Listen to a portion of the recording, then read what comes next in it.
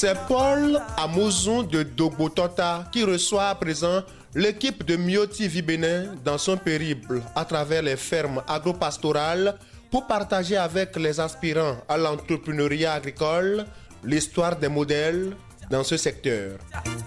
Géographe de formation et directeur de collège, Paul Amouzou est aussi très passionné de l'élevage et de l'agriculture, une passion qu'il partage malgré lui avec sa carrière enseignante. Si c'était à reprendre, je ne serais pas allé dans l'enseignement. Ce n'est pas que je suis en train de moins considérer l'enseignement, non. Non, ce n'est pas ça. Mais je me sens plus à l'aise lorsque je suis au champ, lorsque je suis avec mes animaux. Lorsque je calcule le revenu que cela m'apporte, je pense qu'on peut faire fortune dans l'entrepreneuriat agricole. Élever des moutons, des poulets et des cailles, cela n'a rien d'extraordinaire. Mais avoir ainsi impressionnant nombre de têtes d'animaux sur seulement 450 mètres carrés, c'est ce qui fait la particularité de Paul Amouzou, contrairement à ceux qui espèrent des hectares pour démarrer leur entreprise agricole. Le Bénin, vous le connaissez, ça fait à peine je dis bien 112 622 km². Si chaque Béninois doit avoir un hectare, est-ce que tout le monde sera servi? Je me suis installé sur un espace de 450 mètres carrés et c'est sur cet espace que j'ai près d'une centaine de caprins, près d'une cinquantaine de moutons de tabaski. C'est sur ces 450 mètres carrés que vous avez vu mes poules pondeuses, 400 environ de têtes. Et c'est également sur les 450 mètres carrés que vous avez vu près d'une cinquantaine de Goliaths. Bref, tout ce que j'ai se trouve sur mes 450 mètres carrés. Juste à côté de ce site d'élevage de Paul se trouve un verdoyant champ de manioc où les fientes des animaux attestent toute la nécessité de coupler l'élevage avec l'agriculture. J'exhorte, je demande, j'insiste même que tous ceux qui sont dans l'élevage empruntent en même temps la voie du champ. Les fientes, quand vous en mettez sur un sol, vous n'allez plus prendre de l'engrais chimique. C'est avec ça nous fumons le sol et quand on met quelque chose, un produit, ça marche très bien. Et la croissance est rapide, le rendement est très élevé. Le manioc que vous voyez n'est que de 3 mois. Je suis certain que quand il aura 5 mois, on aura des tubercules assez agréables sous cette tige que je suis en train de voir. En élevage des moutons, Paul s'est spécialisé dans une espèce intermédiaire entre la race du Nord et celle du Sud Bénin.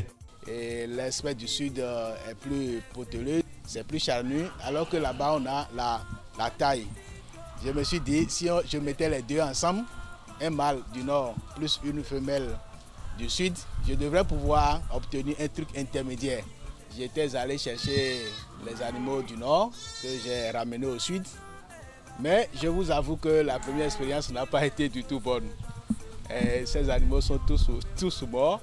Mais à force de reprendre et de résister, de corriger les imperfections, j'ai réussi à avoir ces animaux ici et qui ont commencé par mettre bas. C'est comme ça que j'ai réussi à avoir l'espèce. Ce ne sont que la race intermédiaire issue de la race du Nord et de celle du Sud. Voilà les métis, si on peut ainsi les appeler, que vous êtes en train de voir sur ma ferme. L'ingénieuse idée de Paul de faire développer cette espèce de mouton lui fait tirer de grands avantages de cet élevage. Vous savez, quand je vais sur le marché, tel que vous avez apprécié, c'est comme ça aussi que les acheteurs apprécient. Ils trouvent que c'est des espèces un peu extraordinaires qui ne sont pratiquement nulle part et ça me permet de vendre selon mon prix. Donc ça, c'est plus rentable parce que quand vous le faites, vous avez la facilité d'avoir plus de clients. Vous avez la facilité aussi de vendre un peu plus cher. Vous avez aussi des espèces qui ne sont pas mal, je vais dire, parce que ce ne sont pas les trucs du Nord où les gens diront une fois par là qu'on va trouver ça. Ce ne sont pas non plus des trucs du Sud pour que les gens disent au marché on va en trouver. Donc les gens viennent, surtout ceux qui doivent donner les dots, aller faire le one-man show chez la belle famille qui viennent chercher. En ce qui concerne la volaille, Paul Amouzon fait aussi l'élevage des cailles, des poulets Goliath et surtout des poules pondeuses. Il donne ici quelques conseils aux jeunes qui s'intéressent à l'élevage des poulets. Celui qui connaît l'activité doit pouvoir préférer les pondeuses. Parce que là, le rendement n'est pas mal et la rentabilité aussi n'est pas mauvaise. Si quelqu'un ne connaît pas l'activité, à l'entame, on le conseille d'aller vers les locaux pour expérimenter les locaux avant de courir le risque. Parce que les pondeuses demandent beaucoup d'investissement. C'est des millions. Donc on ne peut pas demander à quelqu'un dans un pays sous-développé d'aller faire expérience avec des millions. Si ça échoue, il va devenir quoi? Donc il prend quelques dizaines de poules locales, il fait l'application là-bas, on va voir le résultat que ça a donné avant qu'on l'oriente vers les poules les plus sensibles. Maintenant, pour les autres poules, pour les Goliaths qui sont parfois moins exigeants, dont la prophylaxie n'est pas trop corsée, je recommande souvent à mes stagiaires de commencer par ces poules avant d'en venir aux poules pondeuses. Pour mieux faire profiter les jeunes des expériences de Paul Amouzon, l'État béninois lui envoie des stagiaires pour lui emboîter les pas. Je devrais d'abord, à l'entame de cette émission, saluer le chef de l'État qui a compris qu'il faut amener les jeunes à l'entrepreneuriat agricole. Et le gouvernement le fait si bien déjà parce que actuellement sur mon site, j'ai 5 stagiaires envoyés par l'ANPE qui sont en train de suivre la formation. Il nous donne beaucoup de conseils. On a eu beaucoup à bénéficier de lui, surtout pour les conseils, parce que souvent à l'école, on nous donne des termes techniques qui en réalité, sur le terrain, ces techniques ont des limites. Il nous motive beaucoup et surtout nous demande de savoir gérer les fonds. Parce qu'un entrepreneur, un jeune entrepreneur qui s'est lancé et qui a produit des poulets par exemple, et qui a réussi à les livrer sur le marché, je suppose qu'il a gagné 100 000 comme bénéfice. Il urge qu'on l'accompagne à comment réinvestir ces 100 000 francs dans son activité et passer des 100 000 francs à 1 million à 10 millions de francs CFA. Donc c'est cet esprit entrepreneuriat qu'il a su inculquer en nous et nous le remercions beaucoup pour cela. Je crois que nous allons prier pour que l'État puisse continuer à les soutenir pour que ces 5 jeunes puissent s'installer juste après leur formation. Là, nous aurons réussi à atteindre l'autosuffisance alimentaire en termes de viande et du lait et des œufs aussi. Et cela pourrait régler beaucoup de choses. J'encourage mes frères, on s'encourage mutuellement à produire parce que actuellement, surtout au niveau des poulets, nous dépendons encore des poulets congelés et ça, c'est un grand mal pour notre République. On devrait produire pour concurrencer les produits importés qui nous tuent. Paul Amouzon exhorte les jeunes à cesser de se plaindre du chômage et à décider de s'essayer à l'agriculture. Selon lui, les jeunes sont beaucoup plus aptes à réussir dans l'entrepreneuriat agricole. Quand j'entends les jeunes dire qu'ils sont au chômage, ils n'ont rien à faire et que l'État ne crée pas d'emploi pour eux, tout ça là, bon, ils ont aussi leurs raisons. Mais moi, je trouve que personne ne crée d'emploi pour personne. Chacun crée son emploi. En réalité, c'est ça. Même les emplois que l'État a créés, chacun a dû choisir dedans. Donc ça veut dire que les jeunes doivent revoir leur copie, se mettre résolument au travail et s'approcher des centres qui existent déjà et qui font le travail pour s'informer, pour se faire former, pour avoir le b.a.-ba avant d'aller commencer par tenter quelque chose. Surtout, moi, je pensais qu'au moment où je n'étais pas venu, je pensais que pour continuer des trucs comme ça, il faut avoir beaucoup d'argent. Mais quand je suis là, j'ai vu la manière, il a fait ses encros et la manière dont il nous envoie sur le terrain, il nous donne des explications. Donc, j'ai retenu beaucoup de choses, surtout en matière de dépenses là, en matière financière. Si j'ai quitté ici maintenant, mais j'ai trouvé 100 000 BCK, je peux démarrer à travers les manières dont il nous a appris les choses ici. Et les jeunes sont d'abord ceux qui sont plus libres. Ils ont moins de contraintes, ils ont moins de, comment dit-on, de facteurs qui les retiennent. Si eux, ils décident d'aller à l'agriculture, d'aller à l'entrepreneuriat agricole, ils peuvent bel et bien le faire. Le tout ne suffit pas à venir à l'agriculture pour réussir dans l'entrepreneuriat agricole. Pour Paul Amouzon, le plus important, c'est la détermination. Quand vous êtes dans la plaisanterie, vous n'allez rien faire de bon. Les jeunes n'ont qu'à s'engager. Ils n'ont qu'à avoir la détermination et se définir des objectifs clairs et savoir là où ils vont. Parce que, vous savez, un mouton aujourd'hui peut coûter jusqu'à 200 000 francs, 250 000 quand la période vient, et parfois les gens n'en trouvent même pas.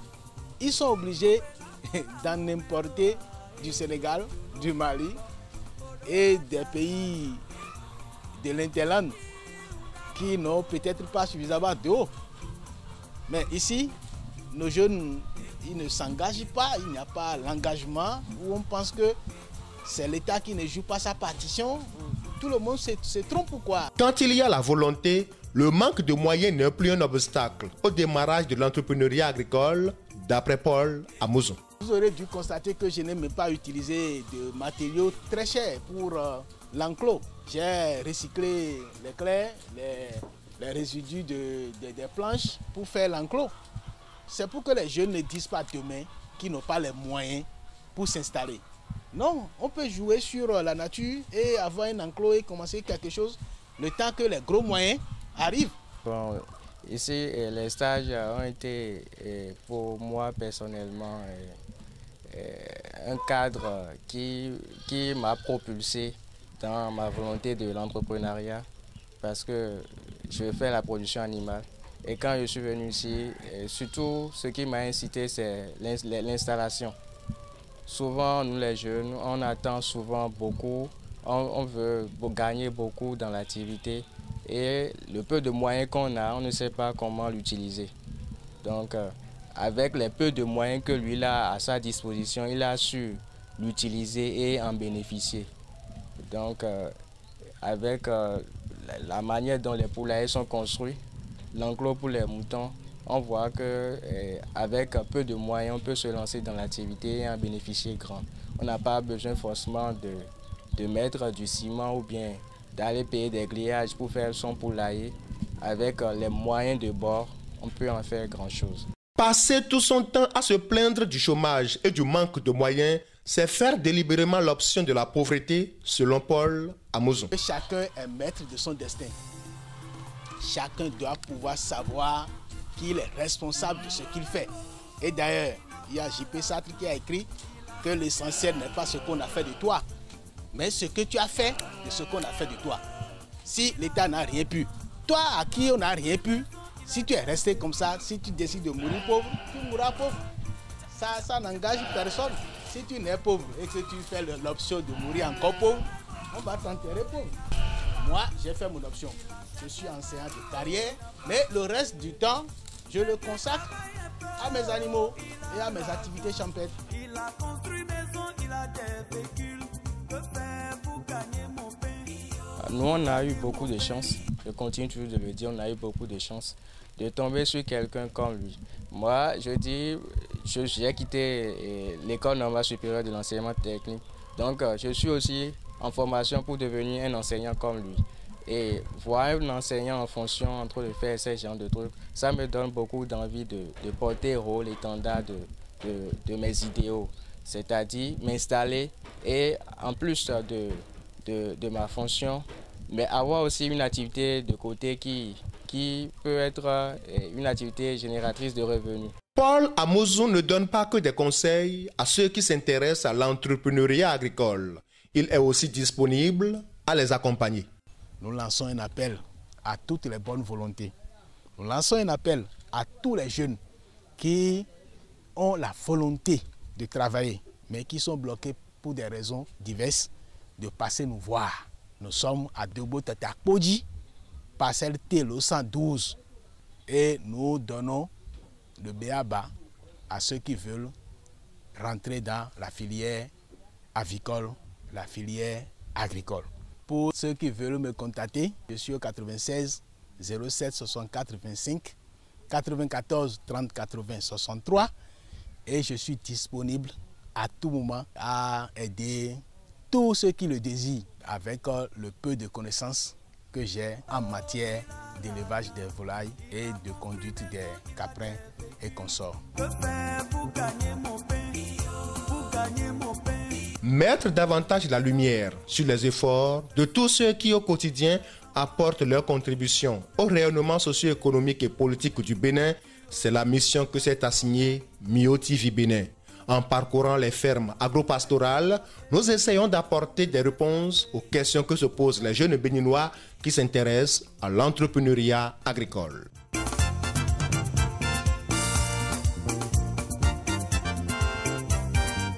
Retrouvez l'intégralité de cette vidéo et l'ensemble de nos productions sur la chaîne YouTube et la page Facebook de Mio TV Bénin. Abonnez-vous à Mio TV Bénin pour recevoir gratuitement la primeur de nos scoops, reportages, magazines, documentaires, etc. Pour tout renseignement, contactez-nous par WhatsApp au 00229 67 28 69 40. Mio TV Bénin, votre web télé.